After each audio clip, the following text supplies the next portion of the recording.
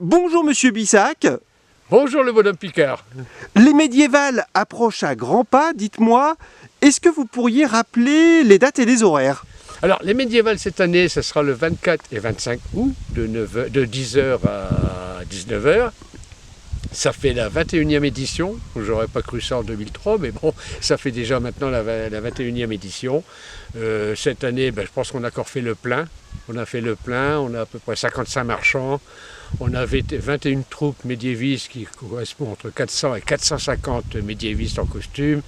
On a toujours nos joutes traditionnelles, on a toujours notre fauconnerie traditionnelle et notre restauration traditionnelle et on mange avec les doigts. Ça c'est important, le tranchoir c'est toujours aussi important.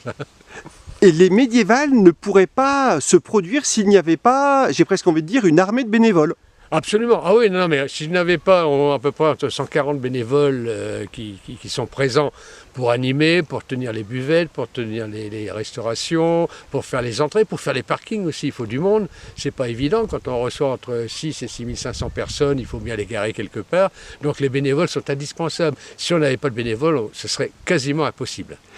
Les médiévales durent depuis 2003, comme vous l'avez dit. Il y a eu juste cette petite interruption due au Covid, hélas. Oui. Mais c'est un succès qui perdure avec près de 6000 spectateurs chaque année. Tout à fait, tout à fait. Maintenant, c'est entré dans les mœurs, surtout au niveau de la communauté de communes qui apprécie beaucoup parce que ça nous permet de mettre ce terrain qui appartient à la communauté de communes de 3,5 hectares en valeur et ça permet d'occuper le terrain aussi. Donc on a cette chance-là d'avoir ce terrain superbe. Et c'est un moment qui concerne tous les âges. Les enfants sont les bienvenus et il y a des activités spécialement pour eux. Absolument. Bon, tous les âges, bien sûr, mais on fait des accents plus particuliers pour les enfants parce que eux, quand ils franchissent le porche du château, ils sont complètement dans une autre époque. D'ailleurs, pour ce faire, à l'entrée à gauche, on a la salle où on fait de la location de costumes pour des euros symboliques, ce qui fait que ça permet aux enfants aussi de s'habiller. Donc on avait fait ça il y a quelques années. Et maintenant, on fait des costumes aussi pour les adultes, parce qu'ils sont demandeurs. Autrement dit, ils se mettent déjà en costume et ils sont déjà dans l'ambiance. Et Monsieur Bissac, depuis 2003, donc depuis l'apparition des médiévales, eh bien vous êtes partie prenante à 200% de cette aventure.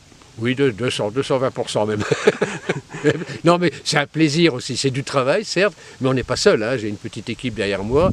Je vois, nous, dans le courant de l'année, on a à peu près une douzaine de vieux briscards comme moi, où on passe notre temps ici à remettre en état, à améliorer, à refaire des constructions. Donc on a une petite poignée de bénévoles où on vient pratiquement tous les jeudis depuis le mois d'avril.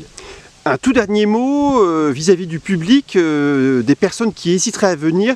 Qu'est-ce que vous leur diriez pour les convaincre de venir pour ces médiévales 2024 ? Venez vous replonger dans une autre époque et vous verrez le Moyen-Âge. Il y a beaucoup d'imagerie d'Épinal, mais le Moyen-Âge c'était quand même une période superbe qui a duré quand même 1000 ans. On dit le Moyen-Âge de 500 à 1500 quoi. Eh bien merci beaucoup Monsieur Bissac. Merci le bonhomme Picard, toujours fidèle, toujours fidèle. Au revoir et merci. Merci.